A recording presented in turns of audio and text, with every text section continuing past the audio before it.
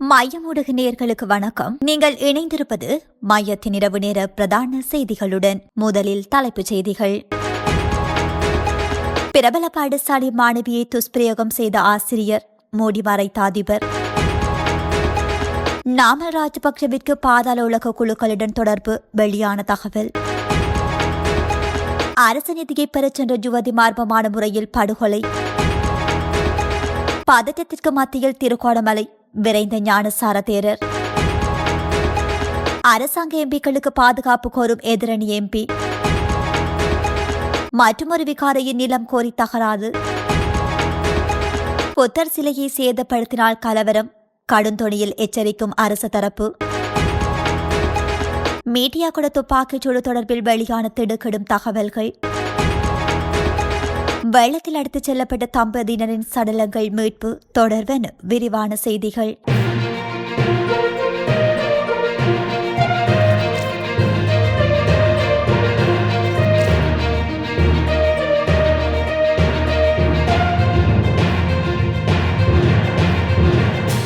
மொரட்டுவ பிரதேசத்தில் உள்ள பாடசாலையொன்றில் மாணவியொருவரை பாலியல் துஷ்பிரயோகம் செய்த ஆசிரியரும் அதனை மூடி மறைக்க முயற்சித்த அதிபரும் கைது செய்யப்பட்டுள்ளனர். சந்தேக நபர்கள் இருவரும் மொரட்டுவை போலீசாரால் நேற்று மாலை கைது செய்யப்பட்டுள்ளனர். பதுரலிய மற்றும் பிலியந்தலை ஆகிய பிரதேசங்களைச் சேர்ந்த 58 மற்றும் 59 வயதுடையவர்களே இவ்வாறு கைது செய்யப்பட்டுள்ளனர். ஆசிரியருக்கு எதிராக இதற்கு முன்னரும் முறைப்பாடு செய்யப்பட்டுள்ள நிலையில் 14 வயதுடைய மாணவியொருவரே பாலியல் துஷ்பிரயோகம் செய்யப்பட்டுள்ளதாக போலீசார் தெரிவித்தனர். அதேவேளை கைது செய்யப்பட்ட ஆசிரியருக்கு எதிராக இதற்கு முன்னரும் பாலியல் துஷ்பிரயோகம் தொடர்பில் முறைப்பாடு பதிவு செய்யப்பட்டுள்ளதாக போலீசார் தெரிவித்தனர். கைது செய்யப்பட்டவர்களை இன்று மொரட்டுவை நீதவான் நீதிமன்றத்தில் ஆஜர்படுத்த போலீசாரினால் நடவடிக்கை எடுக்கப்பட்டுள்ளது. மேலும் தொடர்பான மேலதிக விசாரணைகளை மொரட்டுவை போலீசார் மேற்கொண்டு வருகின்றனர். ஸ்ரீலங்கா பொதுஜன முன்னணியின் நாடாளுமன்ற உறுப்பினர் நாமல் ராஜபக்சவிற்கு பாதாள உலக குழுக்களுடன் தொடர்பு உண்டு என அரசாங்கம் குற்றம் சுமத்தியுள்ளது. பொது பாதுகாப்பு அமைச்சர் ஆனந்த விஜயபால நாடாளுமன்றத்தில் இன்று இதனை குறிப்பிட்டுள்ளார். அண்மையில் இந்தோனேஷியாவிலிருந்து கைது செய்யப்பட்டு இலங்கைக்கு அழைத்து வரப்பட்ட திட்டமிட்ட குற்ற கும்பல்களைச் சேர்ந்த சந்தேக நபர்களிடம் விசாரணை மேற்கொள்ளப்பட்டதாக அவர் குறிப்பிட்டுள்ளார். இந்த விசாரணைகளின் போது நாமல் ராஜபக்சவிற்கு அவர்களுடன் தொடர்பிருந்தமை தெரிய வந்துள்ளமை அவர் குறிப்பிட்டுள்ளார். அந்த விவகாரம் தொடர்பில் தற்பொழுது விசாரணைகள் முன்னெடுக்கப்பட்டு வருவதாகவும் அவர் மேலும் குறிப்பிட்டுள்ளார். பாதாள உலக குழுக்களுடன் நாமலுக்கு காணப்படும் தொடர்பு குறித்தும் தற்பொழுது விசாரணைகள் முன்னெடுக்கப்படுகின்றது எனவும் அவர் குறிப்பிட்டுள்ளார். பாதாள உலக குழுக்களுடன் காணப்படும் தொடர்பு குறித்து எதிர்வரும் காலத்தில் வெளிப்படுத்த முடியும். விசாரணைகளின் பின்னர் அவற்றை வெளியிடுவோம் என அவர் குறிப்பிட்டுள்ளார். தேசிய மக்கள் சக்தியின் உறுப்பினர்கள் எவரும் போதைப் பொருள் விற்பனை செய்யவில்லை எனவும் எங்கள் மீது தரப்பு குற்றம் சுமத்த வேண்டாம் எனவும் அவர் தெரிவித்துள்ளார். கஞ்சா சுரங்க சொத்தி உபாலியின் மகன் போன்றவர்கள் பற்றியும் தம்மால் கூற முடியும் எனவும் அவர் குறிப்பிட்டுள்ளார். தேசிய மக்கள் சக்தி மீது எவருக்கும் குற்றம் சுமத்த முடியாது. இந்த நாட்டு அரசாங்கம் எவ்வாறு ஆட்சி செய்கின்றது என்பது பற்றி அறிந்து வைத்துள்ளனர். நாடாளுமன்றில் சேறு பூசுவதற்கு இடமளிக்க முடியாது எனவும் அவர் குறிப்பிட்டுள்ளார். அரசாங்க அதிகாரிகள் மீது எதிர்க்கட்சி அநீதியான குற்றச்சாட்டுகளை சுமத்துகின்றது எனவும் அவர் குறிப்பிட்டுள்ளார். ரவி செனவிரட்ன, ஷானி அபேசேகர், போலீஸ் மா அதிபர் ஆகியோர் மீது சேறு பூசப்படுவதாக அவர் மேலும் குறிப்பிட்டுள்ளார். நாங்கள் ஆட்சி அதிகாரத்தை பெற்றுக் கொள்ளும் போது அளித்த வாக்குறுதிகளை நிச்சயமாக நிறைவேற்றுவோம் என அவர் குறிப்பிட்டுள்ளார். மேலும் இந்த நாட்டில் இனவாத மதவாத செயற்பாடுகளுக்கு இனியும் இடமளிக்க முடியாது எனவும் ஆனந்த விஜயபால குறிப்பிட்டுள்ளார். ரத்தினபுரியில் அஸ்வசும பணத்தை பெற்றுக்கொண்டு வீடு திரும்பும் போது யுவதியொருவர் கொலை செய்யப்பட்டுள்ளார். பேபி ஷானி என்ற 21 வயதுடைய யுவதி நேற்று முன்தினம் மர்மமான முறையில் கொலை செய்யப்பட்டுள்ளார் என தெரிய வந்துள்ளது. யுவதியின் கொலை தொடர்பாக அவரது காதலரான அதே பகுதியைச் சேர்ந்தவருமான ரோஷான் டுசிரன் என்ற இளைஞன் கைது செய்யப்பட்டுள்ளார். கொலை செய்யப்பட்ட யுவதி 5 பேர் கொண்ட குடும்பத்தில் 2வது பிள்ளை எனவும் அவர் உயர்தரம் வரை படித்தவர் எனவும் தெரிய வந்துள்ளது. இந்த சம்பவத்திற்கு முன்பு சந்தேக நபர் யுவதியின் மூத்த சகோதரரின் நட்பு காரணமாக அவரது வீட்டிற்கு அடிக்கடி சென்று வந்துள்ளார். பின்னர் இருவருக்கும் இடையே காதல் ஏற்பட்டதாக தெரிவிக்கப்படுகின்றது. கொலையாளி என சந்தேகிக்கப்படும் காதலனை அந்த பகுதி மக்கள் சேர்ந்து பிடித்து போலீசாரிடம் ஒப்படைத்துள்ளனர். இளம்பெண் இருந்த இடத்திற்கு அருகில் கண்டெடுக்கப்பட்ட 2 காலணிகளும் சந்தேக நபருடையது என அடையாளம் காணப்பட்டுள்ளதாக போலீசார் தெரிவிக்கின்றனர். இளம்பெண்ணின் மரணத்திற்கும் தனக்கும் எந்தவித தொடர்பும் இல்லை எனவும் அவர் அணையில் குதித்து உயிரை மாய்த்துக் கொண்டதாகவும் சந்தேக நபர் போலீசாரிடம் குறிப்பிட்டுள்ளார். சந்தேக நபரும் மர்மமான முறையில் உயிரிழந்த யுவதியும் அணியை நோக்கி செல்வதை பலர் பார்த்ததாக விசாரணைகளில் தெரியவந்துள்ளது. திருகோணமலையில் வேலுத்துள்ள புத்தர் சிலை சர்ச்சைக்கு மத்தியில் கலகொட அத்தை ஞானசார தேரர் திருகோணமலைக்கு சென்று ஊடக சந்திப்பொன்றை நடாத்தியுள்ளார். அதன் பின்னணியில் இன்று அவர் அங்கு சென்றுள்ளார். இதன்போது ஊடகங்களுக்கு கருத்து தெரிவித்த அவர் தற்போதைய அரசாங்கத்தை முதுகெலும்பில்லாத அரசாங்கம் என அவர் விமர்சித்துள்ளார். அத்தோடு காசியப்ப தேரர் மீதான தாக்குதல் காணொலியை கண்டு ஆவேசம் அடைந்தேன் எனவும் அவர் குறிப்பிட்டுள்ளார். இது பௌத்த சமயத்தின் இருப்பை கேள்விக்குறியாகியுள்ளது என அவர் தெரிவித்ததுடன் இந்த சம்பவத்தினால் 2 பிக்குகள் வைத்தியசாலையில் அனுமதிக்கப்பட்டுள்ளதாகவும் அவர் சுட்டிக்காட்டியுள்ளார். சுனாமிக்கு முதலே குறித்த விகாரைக்கான வரலாறு காணப்படுகின்றது எனவும் அவர் மேலும் தெரிவித்துள்ளார். எதிர்க்கட்சி நாடாளுமன்ற உறுப்பினர்களுக்கு மட்டுமல்ல, அரசாங்க நாடாளுமன்ற உறுப்பினர்களுக்கும் பாதுகாப்பு இருக்க வேண்டும் என்று களுத்துறை மாவட்ட நாடாளுமன்ற உறுப்பினர் ரோகித அபேகுணவர்தன நாடாளுமன்றத்தில் தெரிவித்துள்ளார். துப்பாக்கிச் சூடுகள் அதிகரித்து வருகின்றன. பொது பாதுகாப்பில் நாம் அதிக கவனம் செலுத்த வேண்டும். ஒரு பிரதேச சபை தலைவர் கொல்லப்பட்டார். எதிர்க்கட்சி மட்டுமல்ல, அரசாங்க நாடாளுமன்ற உறுப்பினர்களுக்கும் பாதுகாப்பு இருக்க வேண்டும். திருகோணமலை புத்தர் சிலை சம்பவம் குறித்து விசாரிக்க நாடாளுமன்ற உறுப்பினர் சென்றபோது மக்கள் அவரை கூச்சலிட்டு விரட்டியடித்துள்ளனர். அந்த நாடாளுமன்ற உறுப்பினர்களுக்கு பாதுகாப்பு இருந்தால் அந்த செய்தியுடன் அங்கு ஒரு நேர்மறையான பிம்பத்தை நாம் காண முடியும்.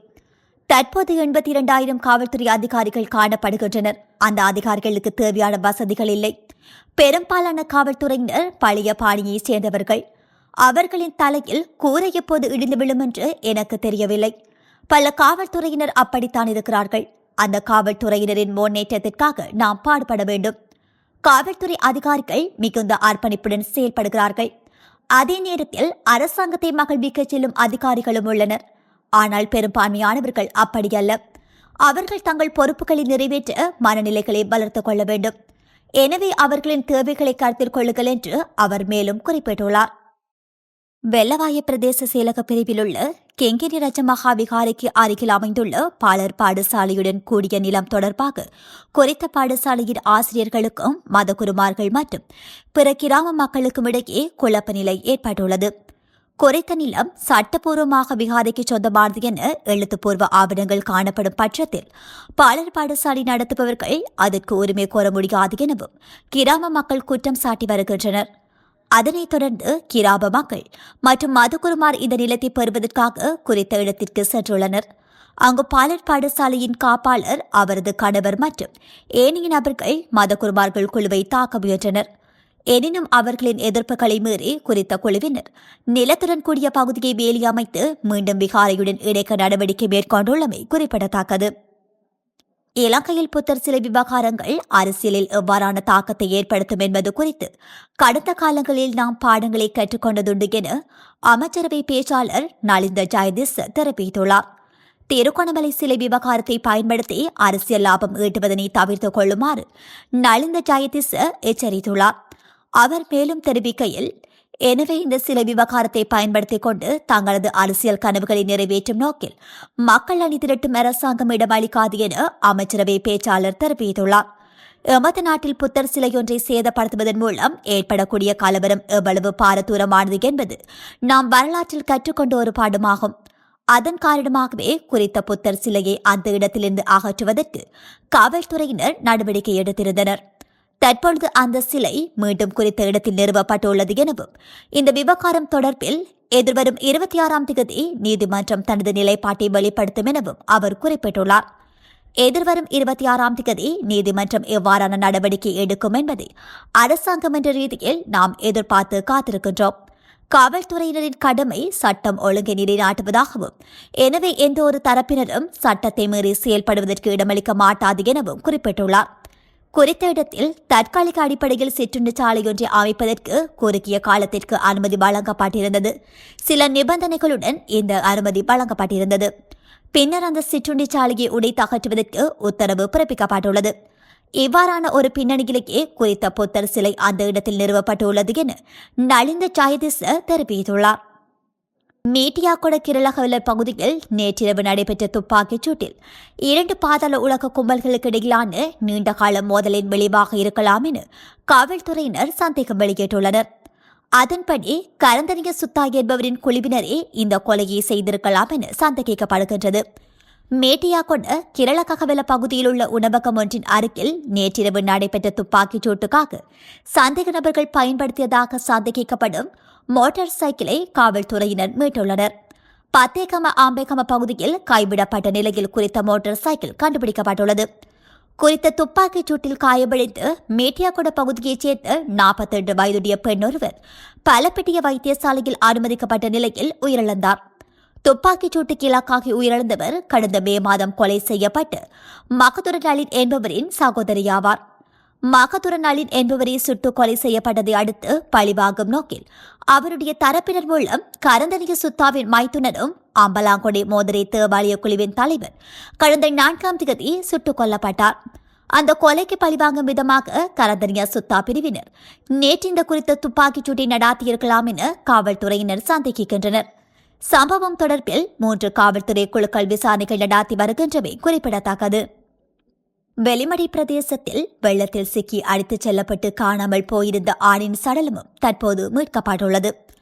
நேற்று மாலை வெளிமடை பிரதேச செயலாளர் பிரிவில் பெய்த அதிக மழை காரணமாக ஏற்பட்ட வெள்ளப்பெருக்கில் தம்பதியினர் காணாமல் போயிருந்தனர். நேற்றிரவு முழுவதும் பிரதேசவாசிகளால் இந்த தம்பதியினரை தேடும் பணிகள் மேற்கொள்ளப்பட்ட போது மனைவியின் சடலம் முதலில் மீட்கப்பட்டது. தற்போது காணாமல் போயிருந்த கணவரின் சடலமும் மீட்கப்பட்டுள்ளமை குறிப்பிடத்தக்கது. இத்துடன் மையத்தின் இரவு நேர பிரதான செய்திகள் நிறைவு பெறுகின்றன. நன்றி.